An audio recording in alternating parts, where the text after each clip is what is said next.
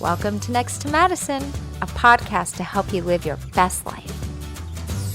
Welcome back to another episode of Next to Madison. I am your host, Madison Malloy, and on today's episode, I am sitting down with an unbelievable, I don't want to call her a manifestation coach, but she has created a process that's called Better Than Manifesting.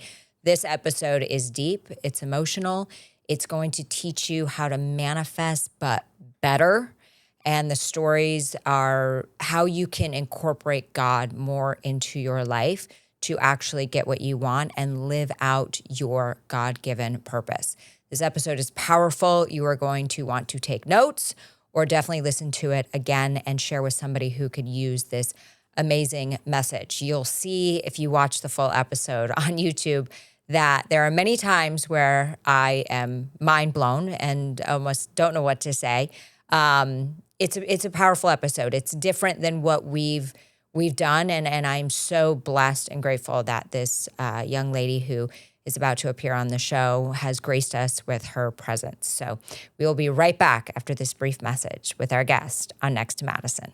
Hi, it's your host, Madison Malloy. For those of you who don't know, I've written and created a powerful collection of books to help you build confidence, shift your mindset, and attract the life you truly want. From Time to Lighten the F Up, to Affirm and Flourish, Color Your Way to Abundance, and more. These aren't just books, they're tools for transformation. Grab a copy now on Amazon or at madisonmalloy.com. Now back to the show. All right, we are back with our amazing guest on this unbelievable episode of Next to Madison. I have another Madison on here. We've got Madison Rose Crossens with us today, and she is the founder of Better Than Manifesting Method.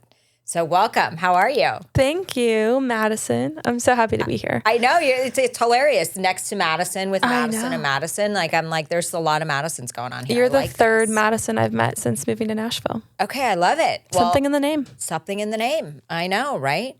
So, okay, this is how I found out about you. Okay, you have grown tremendously on social media. You have such an interesting backstory. So Bob Proctor, who a lot of people know, was kind of the father of manifesting and things of that sort. He taught a lot of people how to get what they want through the power of their thinking. And you happened to be at one of his seminars, I believe, and he taught you a manifesting method, and you were able to manifest an unbelievable amount of money at a very young age. So I want to start with that. Let's get into that. How did this whole thing happen? So you must have come across the video. That's how a lot of people found me on social media. Yeah. So that's so interesting. I had no idea. Oh, yeah. You're famous. Stop it.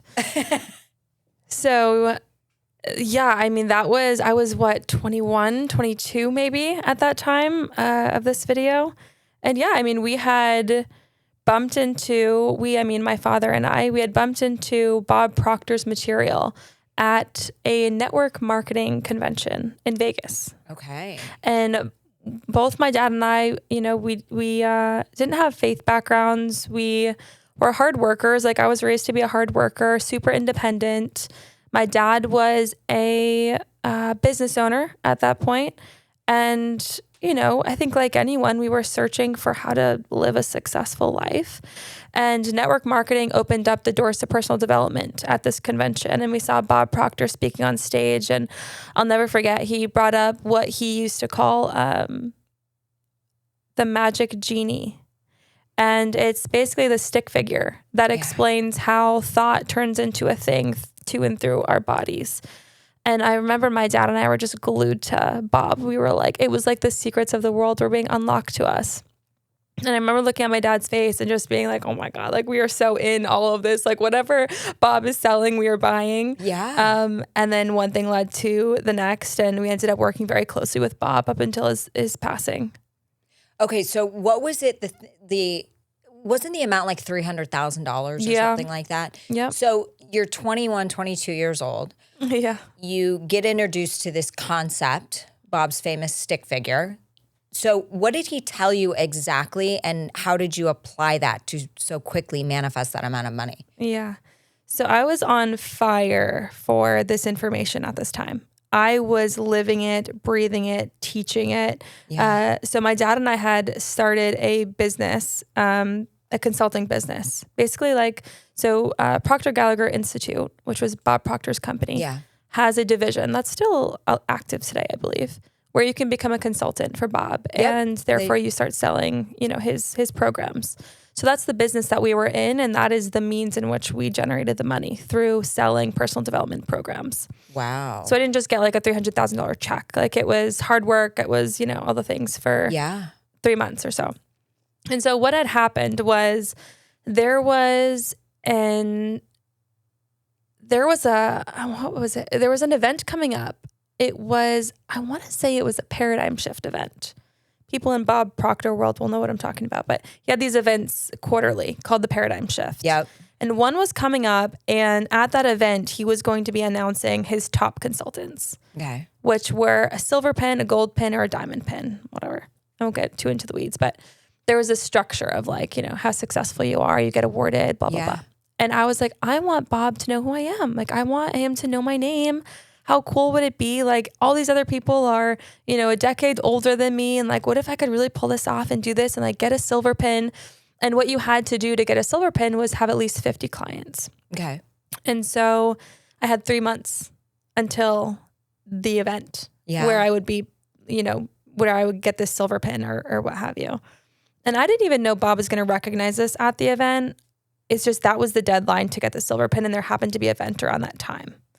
So I did everything that I knew how to do, that I had been taught through Bob's teachings and, different manifestation books and things of that nature, to manifest these clients. I wasn't even really focused on the money. I was focused on getting 50 clients, because that is what got me the silver pin. And I knew Bob would recognize my name or start to know my name if I got that award. Wow. Yeah. So what were some of the things that you did? Were you visualizing? Were you doing affirmations?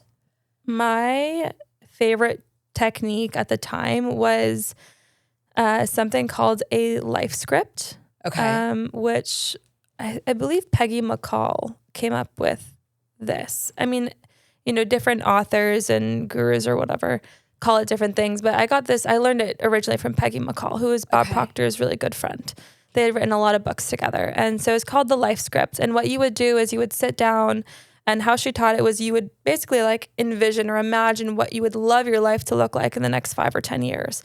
And then you would write it out in complete full detail as if it already had happened. Yeah. And then you would record it and listen to it over and over and over again.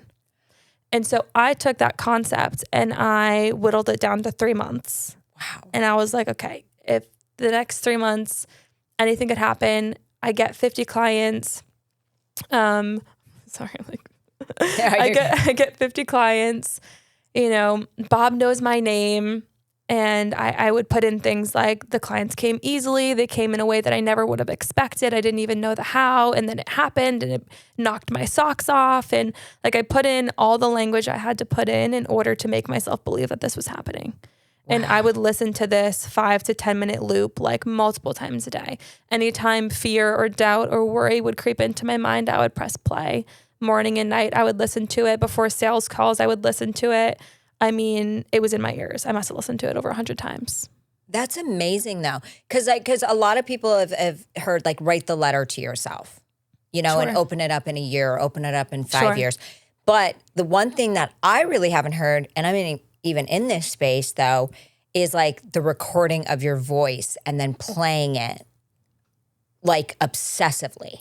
Yeah. Until it is so ingrained in your head. Like, I've heard of the things of like, instead of a vision board, make like a life movie, like a future movie, and then watch it. But I do. How do you do that? I guess you just go into Canva and all those things and put the pictures up there, and this is like the movie of your future life, and you've manifested everything. But that's an easier way to do it, because then you don't have to watch it. You can consistently just listen to it. Like, and I love that every time those doubts kicked in, that you would just press play. Yeah. I mean, that's like amazing. And so did you play this like when people rejected you? Because that's normal. Oh yeah. Oh yeah, I played it. I mean, anytime, any fear, doubt, or worry, I would just press play. I was delusional. So it was 5 to 10 literally minutes long? delusional. Yeah, it was about 5 to 10 minutes. There's no specific time. It's just you want to put everything in there. Or at the time, I put everything in there that I was already fearful of. So, for example, if I had doubt that like no one was gonna buy, I would flip it on its head and say, everyone who hears me speak wants to buy from me. Wow. So it was a letter to yourself, or was it like, this is my life myself. dated 3 months in the future? It was speaking to the fearful version of me that didn't believe it would happen. And is that what she wanted you to do, or is that kind of how you interpreted it? Who? Peggy. Oh no. So Peggy's was a lot more extensive. Hers was like your whole life.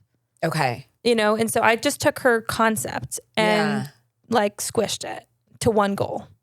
That's so she would have you like envision like, okay, what's my marriage going to look like? My house, you know, success, family, you know, health, you know, like all the buckets of your life would go into this life script. And I think she would recommend like zooming out 1 year or 5 years or something. And then you would include it all. And so I remember when I did her exercise, it was like a 10 to 15 minute long thing. I remember my dad's was like 20 minutes long. And I was like, oh my gosh, should mine be 20 minutes long? Yeah. Was my mind doing it right? Right. But no, I just took her concepts because I thought it was a really cool concept. And I thoroughly enjoyed it. I would like play music in the background of it as well. So that when I was listening to my voice, it wasn't just my voice. I used to not like the sound of my own voice. So I would play like the Lion King soundtrack in the back. Oh my gosh, I love that. To like get into the zone of it. But no, I just squished it down and made it really specific to this one goal, which was 50 clients in 3 months. So how fast into this process did you start attracting or booking those clients? Gosh, this feels so long ago. It feels like another lifetime. I remember there being a lull. Like I remember it not happening as fast as I had hoped. And I remember being nervous, like, oh my gosh, is this going to happen? And I remember getting ideas, like ideas would start to come to me. I remember during this time, I threw my first masterclass ever during this period of time, because when you're affirming something to your subconscious repetitively, day in and day out, and you're replacing your fear with belief that this goal is going to manifest, your reticular activating system, right? It's in your brain, you know, it's very sciencey, starts to focus on things that will help bring whatever you're focusing on into fruition. And so I'd start getting these ideas would start coming to me. And one of them was to hold a masterclass and to sell directly into the program at the end of it. Which I had never done before. Like I had always done sales calls or like one-on-one, you know, offers. Right. This was the first time I did a one-to-many sales pitch. Okay. And I believe like 10 people or so came in right off of that. Yeah. So that was wild. And I remember like having so much fear that no one was going to buy at the end of my sales pitch. Yeah. Because I had never done that before. So okay, here's the link. Hopefully you buy. Yeah, because the programs aren't cheap either. No, there was a $10,000 program. Yeah. Yeah. So the fact that you were able to do that, obviously they trusted you. Yeah. And that confidence came through whether you felt it or not. Yeah. But that's amazing. I love how you took that and you put it to one specific goal, because I actually kind of like that better. I've always been like, I don't like wasting time. Yeah. I've always been like that. So to me, listening to the whole thing was kind of like, it was great, but it didn't leave me feeling like, let's go. Like, let's get after it. Yeah. You know, it left me feeling like, oh, like I'm creating a great life for myself, but not like, oh my God, something's coming. Yeah. And this was like, oh my God, like it better come, because you had if such not, a tight deadline. Yeah, I had a deadline. So you reached the deadline. Mm-hmm. You get, how many clients did you end up getting at the end of 3 months? I forget the exact amount that came in. It was at least 50. Yeah. It was for sure at least 50 clients. Cash in, because obviously 50 times 10,000 is $500,000. We did not do 500K in 3 months. But the cash in was around 300,000. I remember being like, oh my gosh, like I was a huge part of this. Yeah. My dad ended up having like some of his clients' children like wanted to work for me. So like people came to me through my father as well and wanted to like work with me because I was a young girl and he was, you know, a middle-aged man in business. So we had very different demographics in terms of clients. So yeah, they came through a bunch of different ways. The masterclass being one of the big ones, social media, one-on-one sales calls. I remember I downloaded this app called Shaper, SHAPR. I don't know if it still exists, but it was a networking app basically. Okay. And it would just match you with people, and I would get on cold calls. That's amazing. I was a savage. Wait, were you in college at this point? Was I? In college? No. No. Did you go to college? I did. Yeah, Okay, I did. I graduated from Fitchburg State University in Massachusetts. The reason why it's blurry for me is because I transferred my junior year. I transferred back to Massachusetts because I didn't want to be in college debt when I graduated. Smart. Very smart. Not a lot of people think that way. No, thank you, Very Father. Smart. Yeah. Yes. So that's why it's blurry, because like I was in school, but I wasn't living on campus, and I was also in network marketing. So I was like working and making money while I was in college. Like the end of college and this timeline is like a little blurry for me. Yeah. But yeah, I believe I was just graduated because I definitely wasn't in classes. Like I wasn't juggling school and Bob's. Like what were you studying before you found this material? How to be a good network marketer. Okay, so you loved marketing. That was kind of your focus. So network marketing is a business model that's like plugged into companies like Mary Kay, Arbonne, Monat. Like those are all network marketing companies. Yeah, don't they call it like multi-level marketing too? Sure, there's pyramid scheme. They're not pyramids. I mean, they're not scheme. Well, whatever. yeah. I did that. That. Okay. Yes, a bunch of different names for it. Multi-level marketing. That's what I was learning, how to build a business in network marketing. Okay, so you get recognized at this paradigm shift event. Yeah, Bob ends up calling me up on stage randomly. I almost pooped in my pants. Yeah. Yeah. And so how was that just a feeling of, I got this, I can quickly do this? When he called me up on stage. Well, just knowing that you did it in such a short amount of time. 50 clients in 3 months is a lot. It's a lot. For somebody so young that was new to this. Mm-hmm. I remember Bob asked me the question, like, how does it feel? And I was like, it feels surreal. Yeah. I think if I'm answering this now, my answer is really different because we mishandled the money that came in from that a lot. Okay, so let's get into that. And there was a lot of other things like, you know, I remember when he asked me that question, I was like, I said surreal. And yeah, I remember feeling layered. Okay. Does that make sense? Yeah. When answering him. Okay.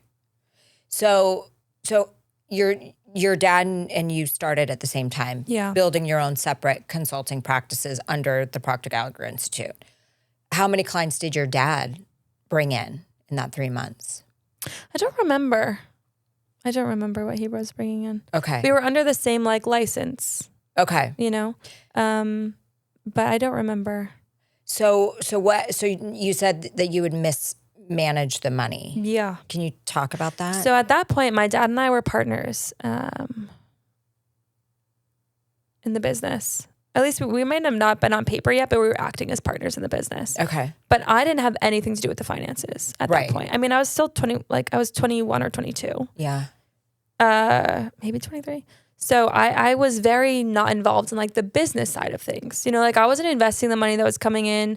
I was taking a paycheck every month. Like my dad would like distribute. He would do like a distribution every month where like we would both get paid the same amount. Yeah. But in terms of like what I was earning and what my dad was earning, didn't really know. Like I wasn't tracking finances. I didn't know how to like invest money, save money. Like you know, my parents weren't super smart with money. My dad included.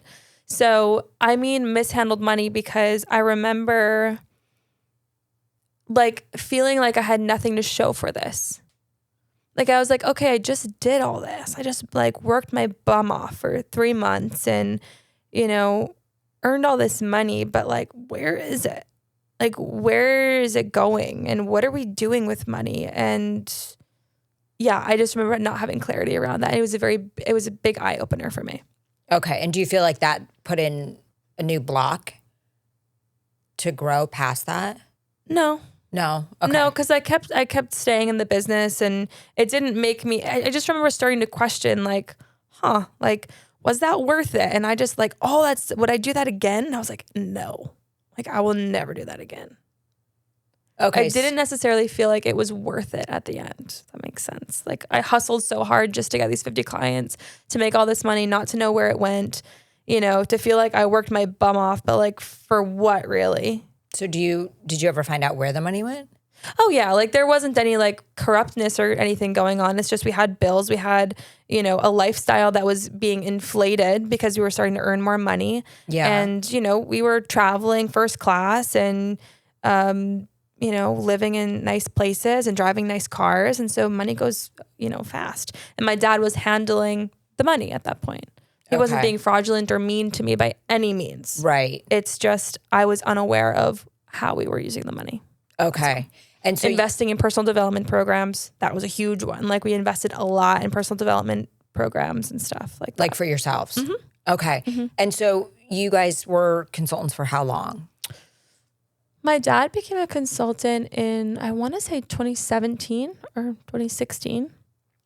And I became one right after that, right after this paradigm shift happened. Yeah. Because I remember after that, I was like, wait, I want my own license. Like I want to be my own consultant. And I started, like, this was kind of my like, what's going on? Like, I don't really have control over what's going on. And I want to see what my results are versus my dad's and, things like that. Yeah. And so you continued on this journey for how long? If that was, I was 24 when I went out on my own and created my own LLC. So if that was 21, we did that for like 3 years. Okay. We traveled, we spoke on stages, we taught, sales. Yeah. Went to see Bob 4 times a year, trained with Bob. That's amazing. So honestly, like, I'm so glad I have those years with my dad because they were extreme teaching years. Yeah. But we have the best memories from those years. Yeah. Like doing business with your dad, like, is just so good. So can you talk about what happened with your dad? Yes. So that's a loaded question. Where do you want me to start? Wherever you're comfortable starting. Yeah. So I ended up going out on my own in business. So it's a good segue. Okay. I was 24, about to turn 25. And I remember feeling like the weight of like, I'm about to be 25. What am I doing with my life? Like quarter life crisis. What's going on?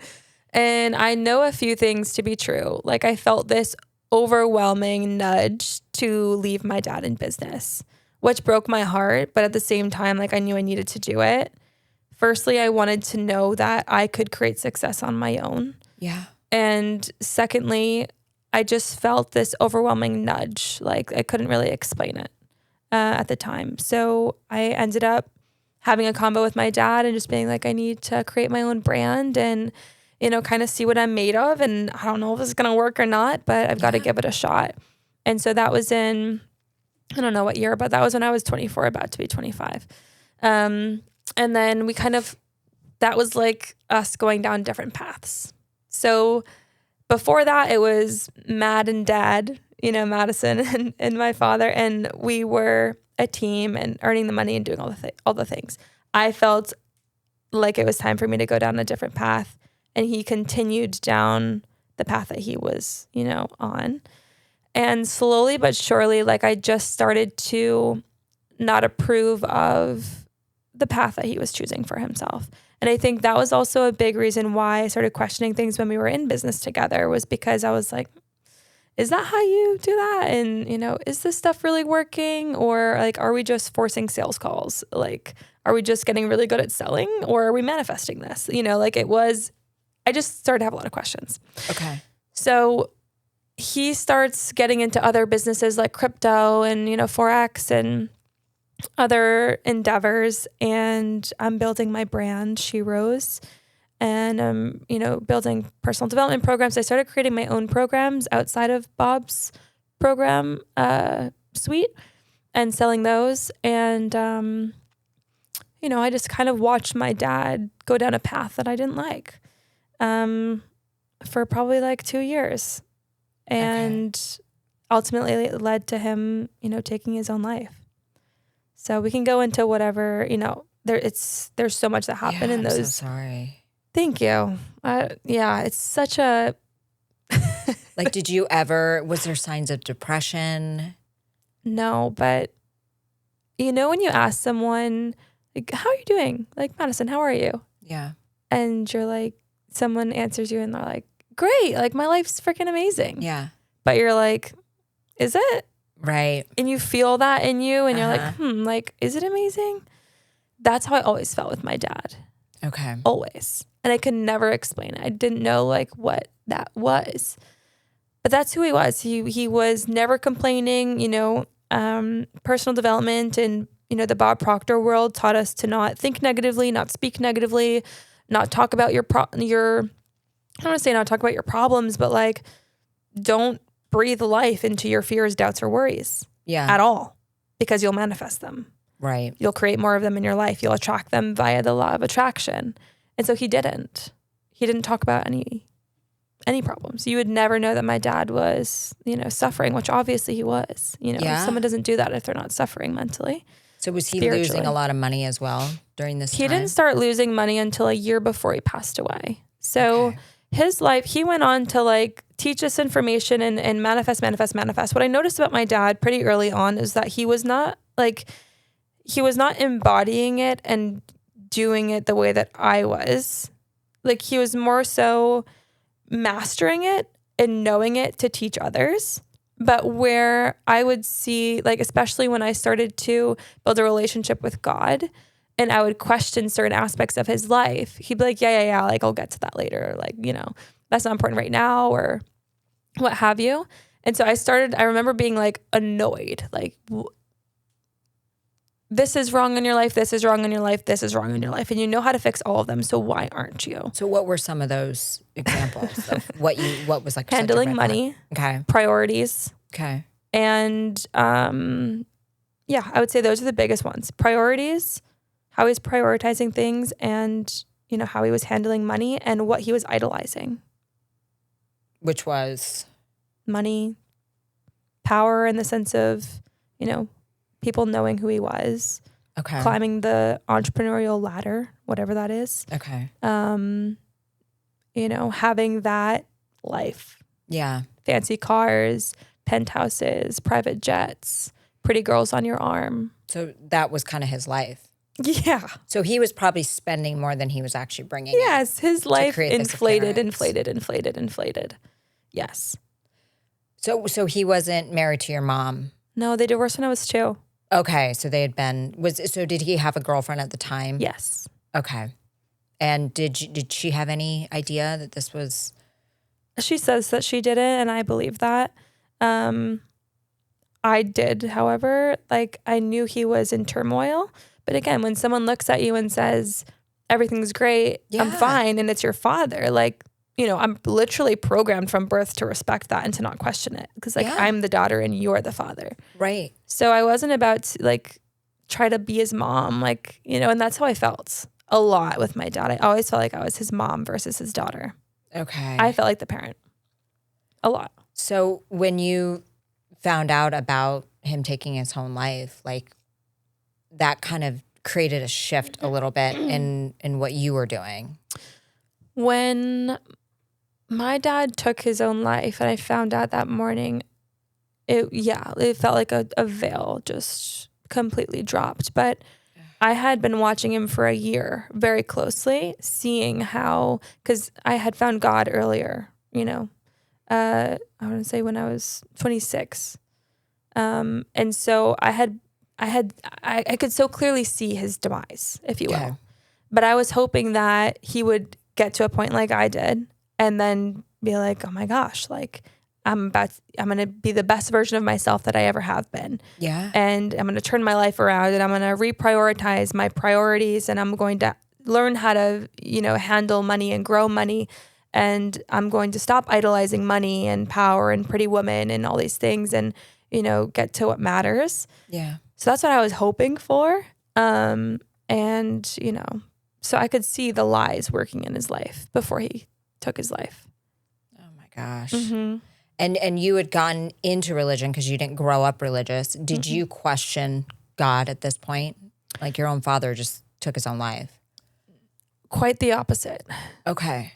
I feel like that day, and so I want to be like clear. I didn't get into religion. I had an encounter with God when Go I was into that. 26.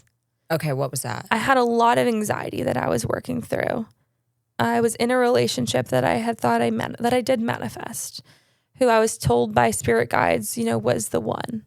And Like spirit guides meaning like real people, psychic readers? real people that were like, yeah, you too. Okay. And I was in business by myself. So I didn't have dad as like my, umbrella, if you will, or whatever, safety net. And so I was dealing with a lot of anxiety, wondering, am I in the right relationship? Like these people say I am, but like, am I? It doesn't feel right. There's a lot of red flags, but these people say I am, and I think I manifested it. So it must be my soulmate. That kind of conversation was going on a lot. Also, like what I was teaching, I started to question it. I'm like, is this the truth? Or is there more? Like, is this it? Is this the secret to life success? Or is there more? Because I don't feel spiritually successful right now. And I've been doing this for a decade. I was questioning a lot of things. I had really bad anxiety, and I started to like self-diagnose myself with either anxiety or depression. And I remember going online, I started looking up like, what does it feel like to have anxiety? What does it feel like to be depressed? How do you know if you have it? Blah, blah, blah. And I, through that had an encounter with God where I could never look back again. Like he showed up in my life so abruptly that I was like, I just want to be as close to you as I possibly can be. So how did he show up in your life so abruptly? Was there like a specific moment where you I ended up praying because I ordered the medication, and I ended up praying before I took it because I felt like I can't put this in my body. Oh, wow. Even though I wanted to feel better and I wanted mental clarity and peace, I still, like when I went to take the medication, I was like, no, don't put that in your body. Like something in me didn't want it in my body. I did that for 2 nights. And then the third night I was like, something's got to give, Madison. Like you're either going to take this or you're not. Like stop messing around. So I prayed for the first time in my life. Yeah. And what was that prayer? Do you remember? Mm-hmm. Dear Lord, if this is meant for me, make it known. And if it's not, make it abrupt. Okay. 2 mornings later, I violently threw up. After you had taken it? Yes. Oh my God. And so you were like, all right, I get it. Oh, I was, yeah. That is unbelievable. I just knew. It was a full body, like, okay, not only is God real, but I want to be as close to this guy as I possibly can be. Yeah. And I don't care if it means I don't get the Range Rover and I don't get the money and I don't, blah, blah, blah, blah, blah, because I could see that this manifestation practice, although it was true, was very, it was like a gate that opened people up to so much chaos, like my father. Interesting. Yeah. So I was like, if that's the way, I don't want it. If that's how you be successful and like get to the top of the world, like I don't want to be at the top of the world. Okay. I'd rather be with God. Hopefully I can be successful that way. It turns out you can be. Yes, absolutely. But I was willing to let all my dreams go just to be close to God because, and that's the thing too, and we're going to get into this new method that you've created and how your messaging has changed. But when you said all we hear is like how to manifest the law of attraction, think positive, don't go down that path. But when you said it opened up a whole gate of like chaos, can you go into that a little more? Because like the things that are coming in my head is obviously people are thinking like, if they start setting maybe goals, not the goals that are too high, but maybe they start idolizing the wrong things. I think that's a huge part of it. Okay. I think there's so much deception and manifestation. And while a lot of the principles are true and work, it doesn't mean they're leading you to the best place for you in your spirit. Interesting. It's like chocolate cake is really good, but it's not going to promise you health and prosperity. Right. If you have it over and over and over again. Okay. So let's get into this new method. So after you saw the chaos unfolding through the world of manifestation, because it was kind of a very generic term in a way. Manifestation? Yeah. Yeah, it is. I think that's like Because you can manifest anything. You can also manifest the stuff you don't want. I believe that. 1,000%. Yeah. So a big pressure, in that world was like, oh my gosh. Like I remember being like, did I manifest that? Yeah. Oops. Where did I go wrong? Right. What did I do wrong? And that becomes really heavy. And I think for my dad, I feel like I can speak for him on some things. And I feel like he felt like he was tricked in the end.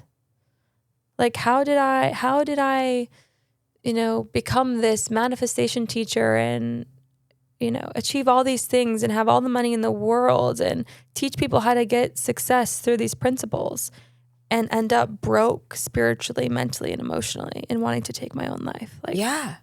Are you kidding? I know. It's like the complete opposite. So to say that like it opens gates to chaos is like just so true, because it's not telling you, it's not warning you of if you start idolizing money, then, money could also be your death sentence. Yeah. My father lost money and suddenly he also lost his ego, his identity, and his pride. Yeah. If I can't provide, then who am I? Right. If I don't have money, then who am I? If I don't have money, then am I respected? If I don't have money, then how can I walk in a room and confidently teach anyone anything? Right. And I think a lot of people have this. I agree. Especially in these higher powered, finance. You see it a lot where these people have taken their lives because their self-worth is completely tied to that. Their identity is all wrapped up in idolizing something that is on earth. Yeah. So how did you learn and start separating your identity from the money, and that you weren't the money, but you were your own person? It was easier for me with money because I don't think I've always wanted to make more, but I think I wanted to make more because that's what I was told you should want. Okay. Interesting. Yeah. Like I think through the personal development circles, everyone always wanted better cars, bigger houses, more money, and the best relationship in the world. Yeah. Their soulmate. So I think it's very easy if you're around that circle to absorb that as your own truth for success. Okay. But I think if you took like little Madison, like would she have wanted like so much money? Like I don't think that would have been on her list. Okay. So I didn't have a hard time unwrapping money with my identity. I just at some point came to the realization that I am not anything that I have. Yeah. Period. I am not anything that I do. Period. Like, I'm not my body. Do you know that Bob used to say, like, cut off your hand, you're still you. Cut off your leg, you're still you. Like, right. But that's such a powerful thing because you're still so young to know that and to realize that and to embody that. Most people don't realize that ever. They just pass on and then they figure it out after. or they kill themselves like my father. Yeah. Thinking that that is exactly who they are. Now that they don't have it, they're nothing. Because it's true. When you go to a party or you meet somebody for the first time. What do you do? Second question. What's your name? What do you do? The worst. And do you have any other suggestions of what to try to encourage the conversation of like, what's another question we can ask somebody besides what they do? Because that's where the identity thing totally pops in. Yeah. You know, I feel like if you try to ask a different question, people are just going to think you're weird. You know, like where's your favorite place to vacation? They're like, are we speed dating? Yeah, no, for sure. I found that what I love to do at networking events, because we go to a lot, because my husband is like a professional dot connector. Okay. We're at these things a lot. I prefer to walk in a room to find a place where I feel joyful and safe and just see who comes to me. Okay, interesting. Just or with like a smile on your face and just kind of your your frequency. I'll order a mocktail. Okay. And I will just sit there and have a great time.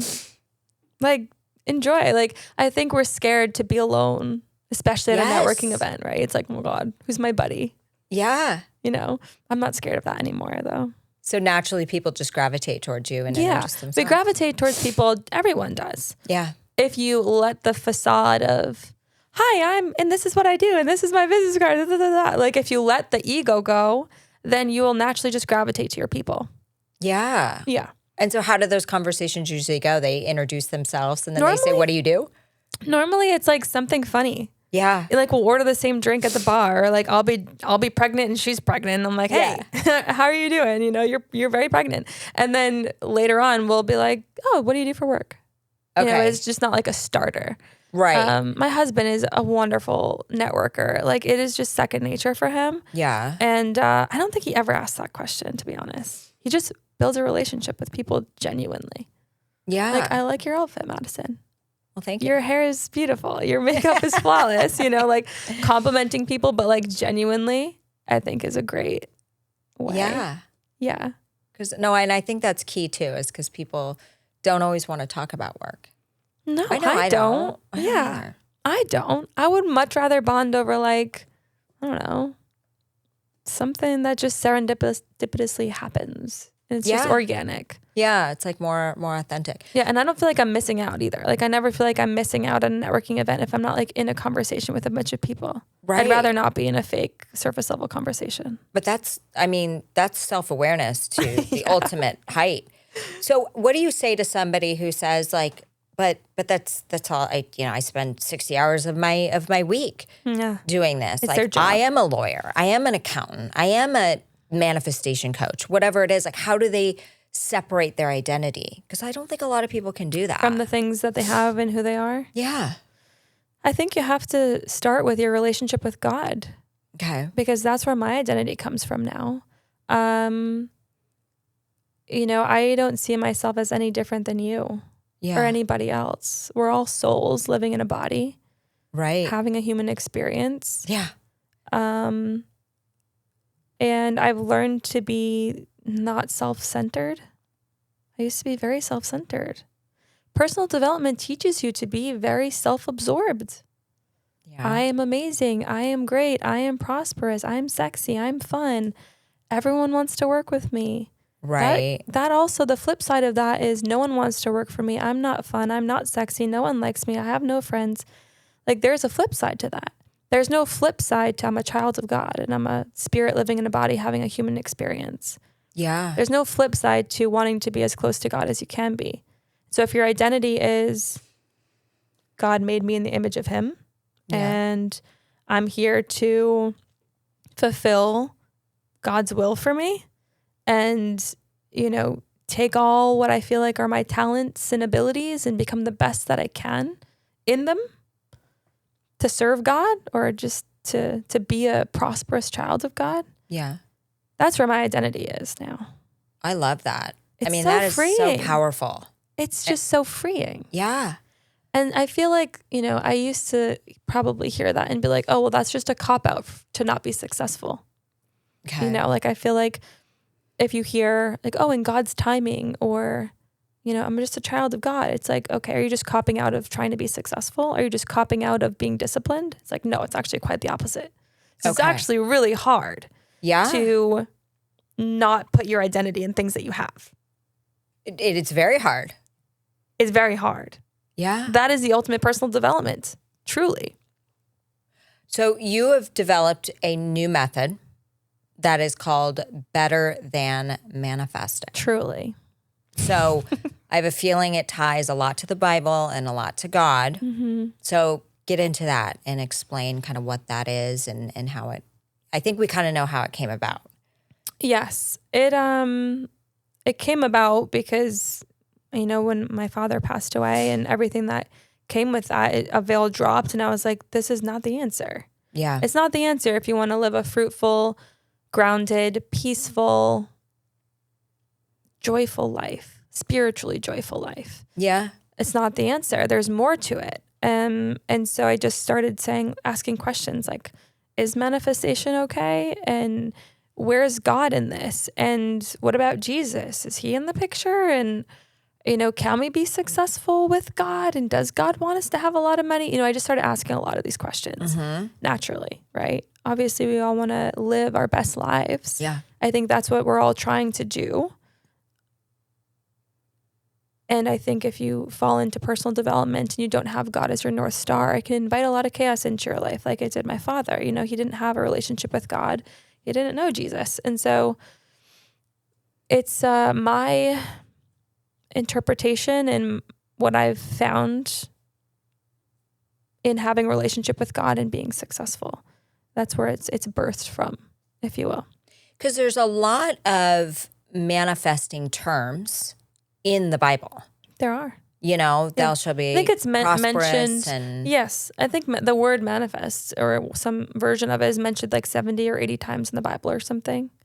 yeah, because God didn't put us down here to suffer and to struggle and to be scarce. Not per se. Yeah. But I've struggled in my life. But it's probably because of lessons you've had to learn. And I've come out better for it. Right. That's why they always call this soul school. So it's like, maybe he doesn't put us down here to suffer, but is suffering a part of it? Some teachers will say no. I would say yes. Yeah. How would I ever have gotten to where I am today, which is so much better than I ever vision boarded back then? Yeah. With the husband of my absolute dreams, but better than my dreams. I never would I have love that. been audacious enough to say like my husband was a former NFL player. Was he? Yeah. Oh, that's amazing. Who did he play for? the Bucks and the Colts. Like I had no never would idea. have That's written that. So, Because that would have been like, Madison, stop dreaming. okay, so But like God knew what my heart really wanted. yeah. So you manifested him, but kind of manifested him through God. I will never say that I manifested my husband. Okay. Because it just feels so, what's the word? Cheap. Inauthentic, maybe? Yeah, inauthentic, cheap. Feels like I'm taking way too much credit for the magic that we are. Okay.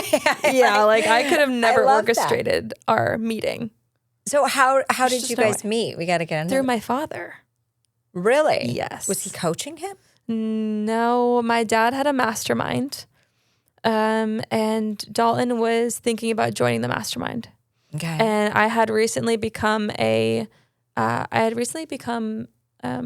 what do they call? COO, fractional COO for my father. Okay. My dad loved teaching. He loved selling, but he didn't like the back end of the business, like the social media and the websites and all that stuff. And I was just naturally really good at that stuff. So he brought me in as a fractional COO.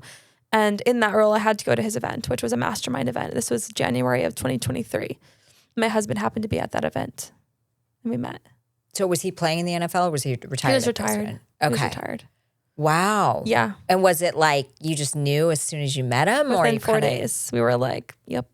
Within 4 days? Mm-hmm. So you guys exchanged numbers and like you just knew.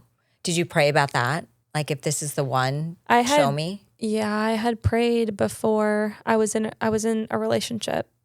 Yeah, the one when that we- caused you anxiety, right? Yes. Okay.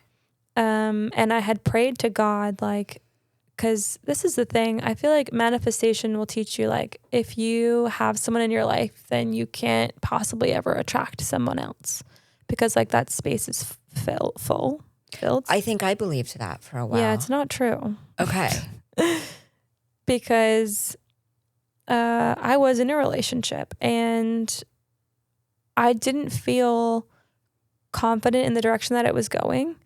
I was worrying about where it was going. I was wondering if it was really meant for me. Yeah. I really didn't want to ever get divorced because my parents got divorced collectively 7 times. So I was really not wanting to get divorced. Yeah. And so I didn't want to make the wrong decision in marrying someone that wasn't meant for me or whatnot. So I prayed, like, it was just a conversation with God, honestly. I was like, dear Lord, like, I'm about to dedicate the rest of my life to this man.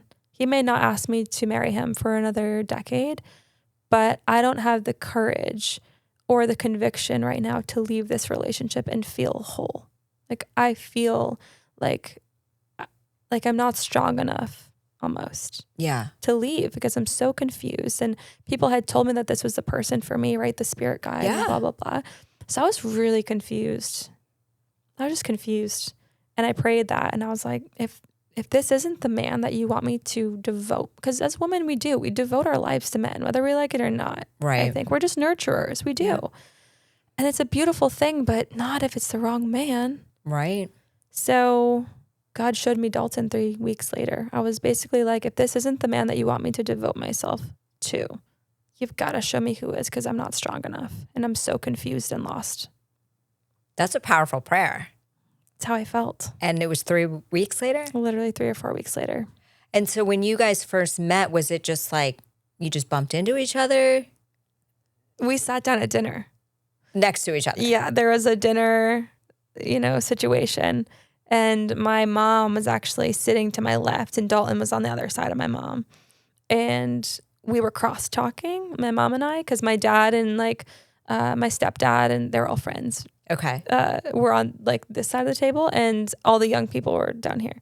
Yeah. My age, at least. Okay. And so I was talking to my friend over here. My mom was talking to my stepdad over there. And I was like, Mom, we've got to switch seats. Yeah. Not knowing that Dalton was on the other side of her. And when we switched seats, I was like, oh, Lord. Like, because I thought he was very handsome. When he walked in, I was like, who is this guy? Yeah. Yeah. Oh, right away, I was like, wow.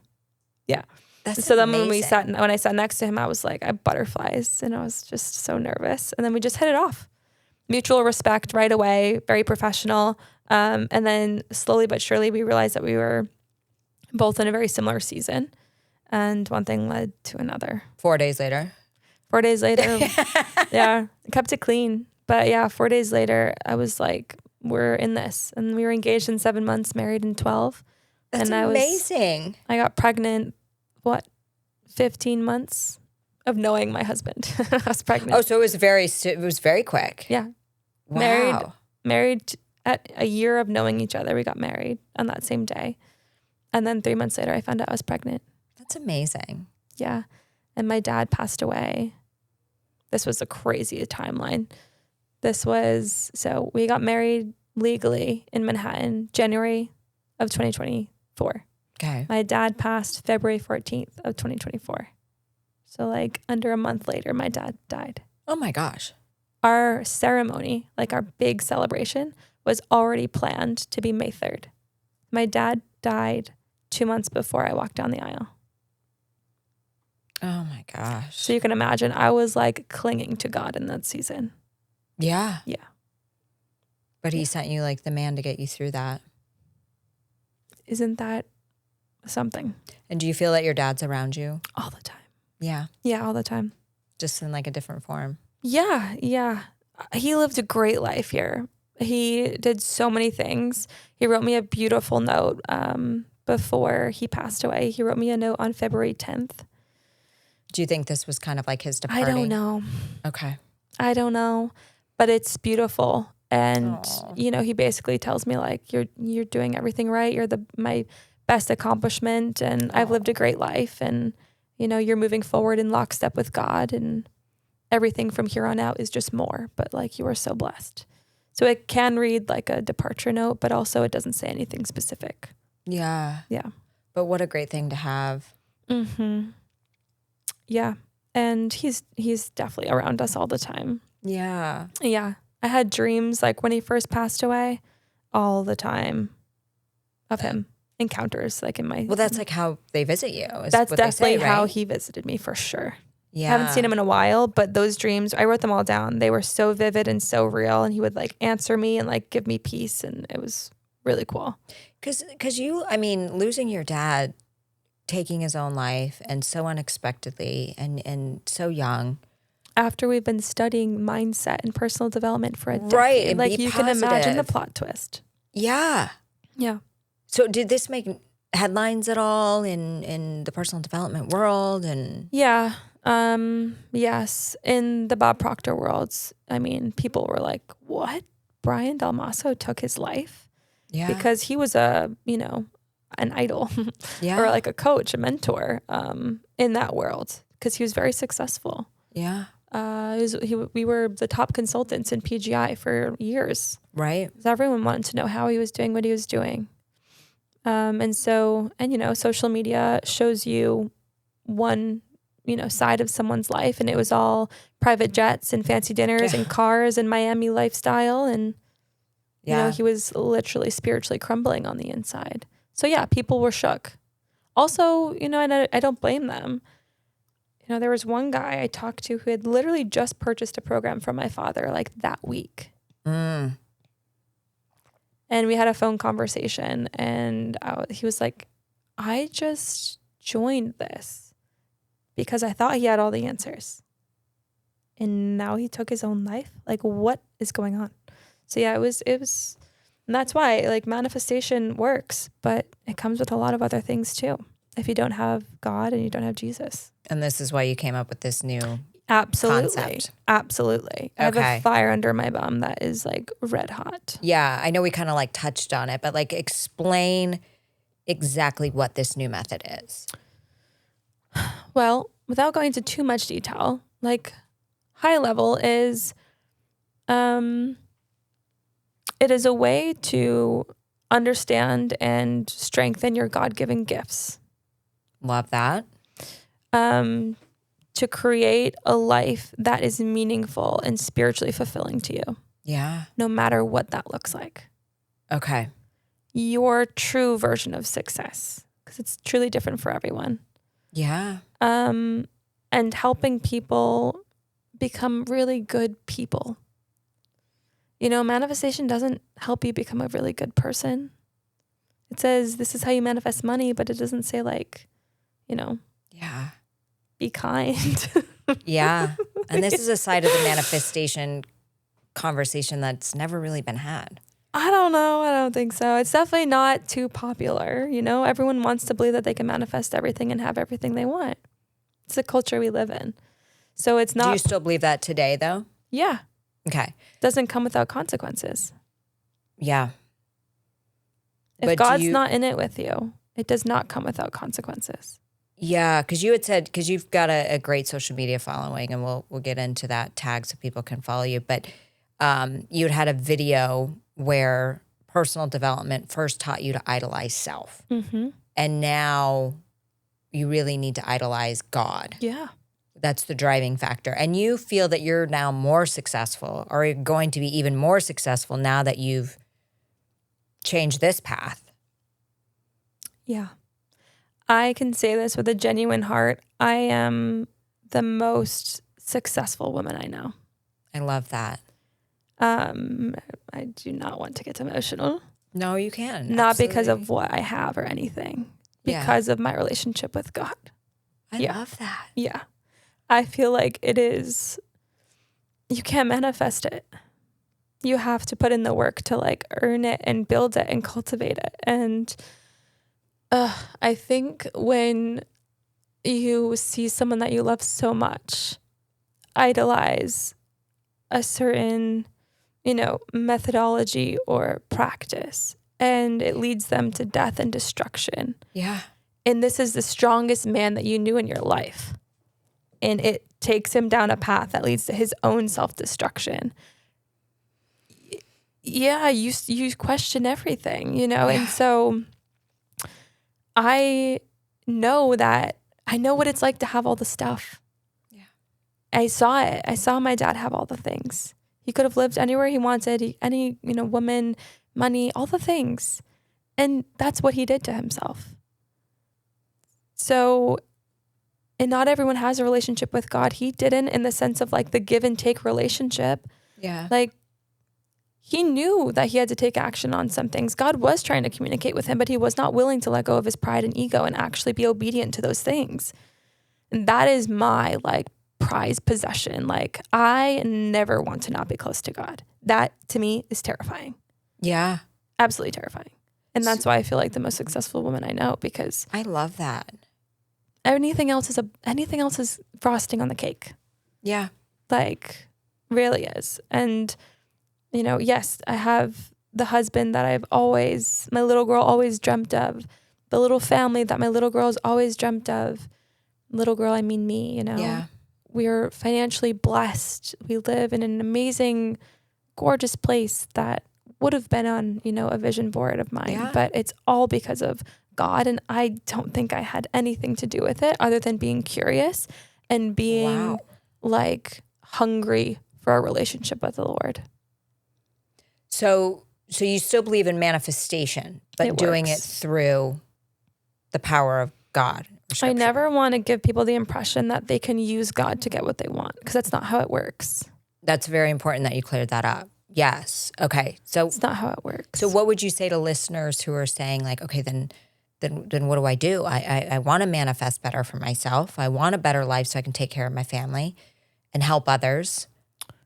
Let the word manifestation go, number one. Okay. Because I'm manifesting sounds like I'm biking. Like, it's a very lonely, like it's just you and you're manifesting it all. Like let go of that, because there's so much self in that. Like that's not a relationship with God. That's you saying like, I've got this. Co-creation, let it go. Manifesting, let it go. Okay. As a child of God, we are already always creating as a natural gift. Yeah.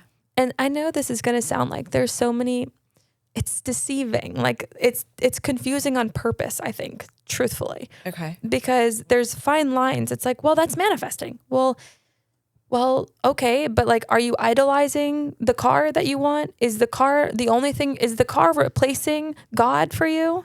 Is visualizing replacing your prayer time? Or do you not have prayer time and you're visualizing, and therefore that's your prayer time and you're worshiping the car that you're wanting?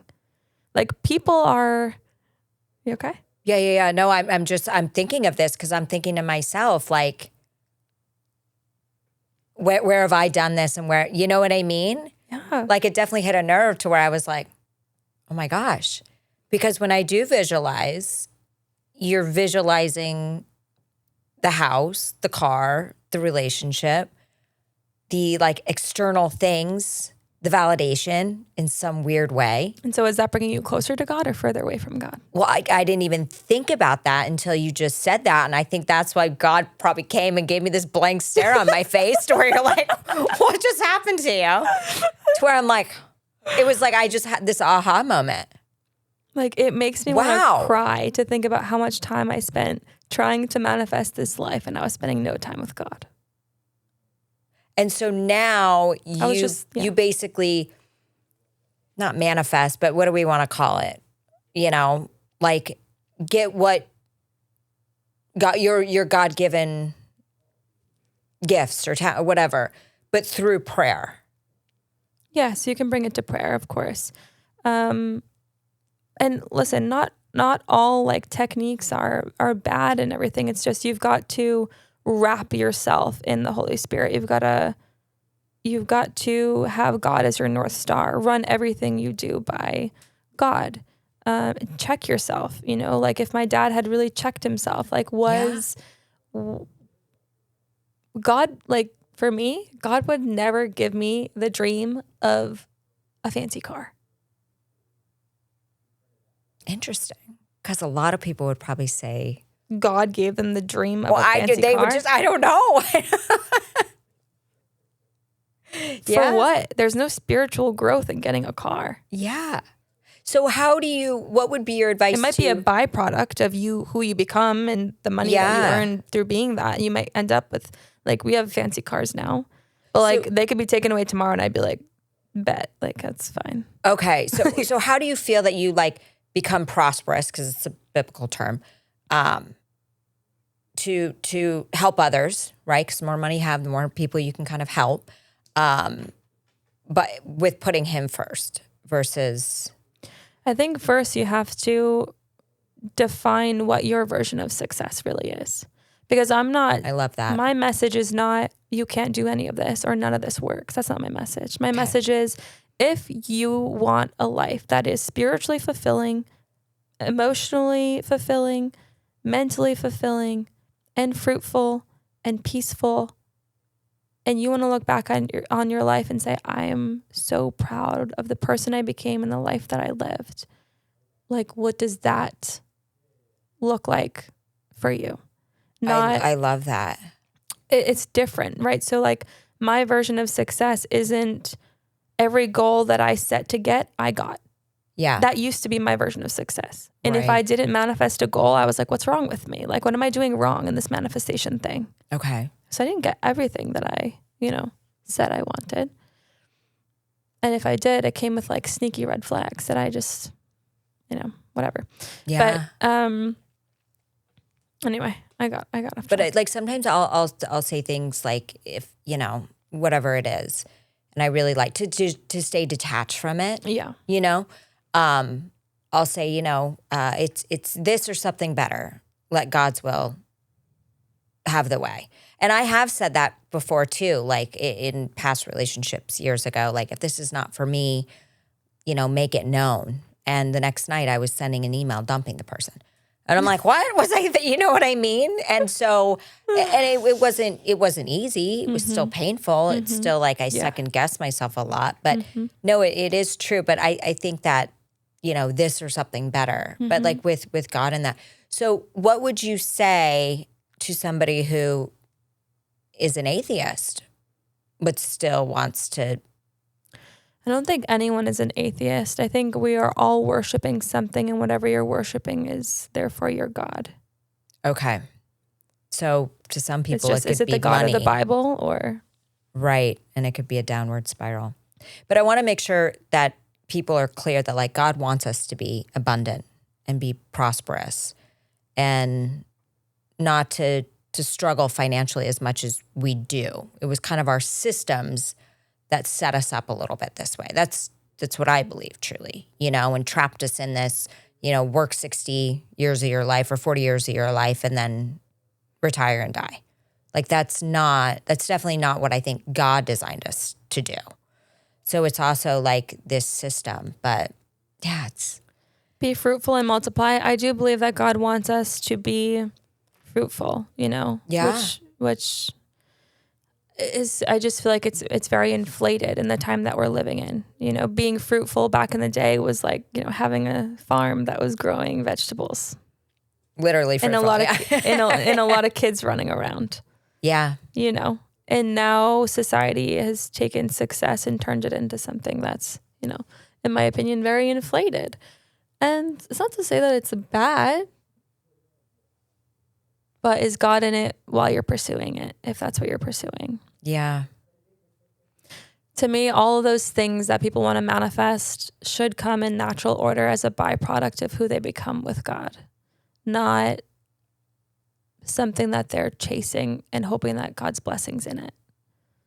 Do you get what I'm saying? Yes. Like No, we have that's very fancy well cars said. now, but it's because we have more than enough money to have fancy cars. Yeah. Like we're not chasing the fancy car and then right. Like you're struggling putting to make God the payments. first and then he's blessing us. yes, beyond. And if not, then great. If we don't get the cars, then great. I don't need a fancy car. So that's where you are the most successful. In my eyes, you're like, I'm the most successful because of this. But like I see you as like, wow, you really are the most successful because I've talked to so many different people that are, gurus or scholars in their fields. But I feel that that's their identity. And you're the first one that I feel, because people have said they separate it, but I feel like you're the only one that really embodies that. And that's unbelievable. I thank my dad for that. Yeah. Unfortunately, he showed me that. Yeah. Like that was one of the biggest lessons I learned through his passing was like, oh my God, this was all a facade. It's crazy, right? Ah, Yeah. what is the truth? It sent me on a spiral to just chase God.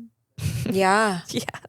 And it's almost like, well, maybe that was a lesson, unfortunately, that, I don't know. I always believe that like, God puts us here for a season, right? And we don't know when How our long? time's up. Yeah.